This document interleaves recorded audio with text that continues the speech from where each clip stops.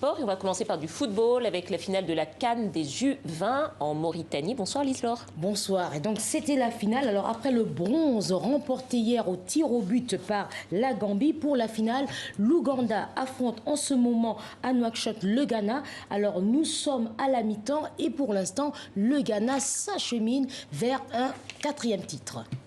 Bon, Lise-Laure, on va recommencer à parler de notre feuilleton, celui qui nous passionne depuis les dernières semaines, là, parce qu'en marge de cette finale, s'est jouée l'élection du président de la CAF, Confédération africaine de football. Il y avait 4 candidats.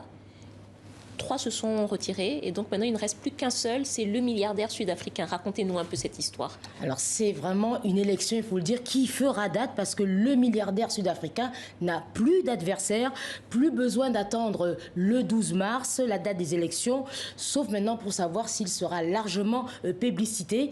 Patrice Motsepe, sauf énorme surprise, succédera à Ahmad Ahmad. Alors hier, on le disait en direct, les candidats, le Sénégalais Augustin Senghor et l'Ivoirien Jacques Anouma avaient déclaré qu'ils renonceraient à leur candidature. Et aujourd'hui, à travers un communiqué, c'était au tour du Mauritanien Ahmed Yahya de se retirer.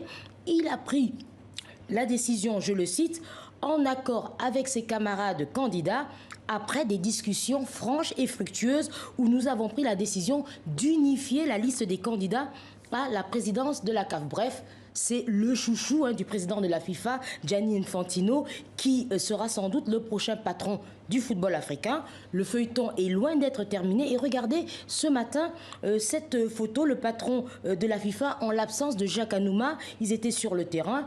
Tout semble aller pour le meilleur des mondes possible. Affaire à suivre. Affaire à suivre, Lise-Laure. On reste sur le continent et on part pour la RDC avec la défaite du tout-puissant Mazembe. Oui, c'était aujourd'hui pour le compte de la 3e journée de la phase de groupe de la Ligue des Champions.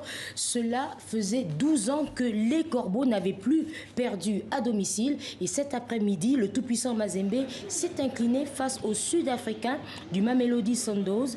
2-1. Les Corbeaux occupent actuellement la 2e place du groupe B, à égalité de points avec les Soudanais d'Al Hilal et le CRB Louizdad. On écoute la satisfaction de l'entraîneur sud-africain. Nous nous sommes préparés en conséquence et notre confiance et morale étaient au top. Après avoir enchaîné et joué plus de 23 matchs sans défaite, le résultat est satisfaisant et nous avons su tirer notre épingle du jeu. Allez, voilà, retour en France avec la victoire en Coupe de France du Red Star. Alors c'était ce samedi dans le cadre de la 16e de finale de la Coupe de France.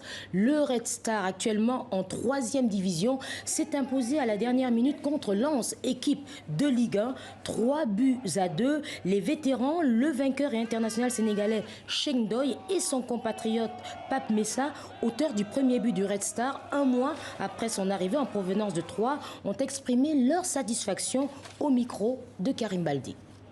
C'est le travail qui a fait la différence. On est costaud dans la tête.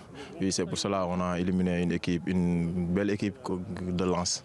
J'apporte mon expérience sur le terrain, en dehors du terrain. On sait qu'un match de coupe, ça ne tient à rien du tout. Il suffit que d'être déterminé, d'être engagé, motivé, et ça fait la différence. Aujourd'hui, on était motivé, on était engagé, on était sur tous les duels offensifs, défensifs. On a eu la réussite. Après, on est récompensé. Voilà, bravo. Merci beaucoup Lise-Laure. À demain.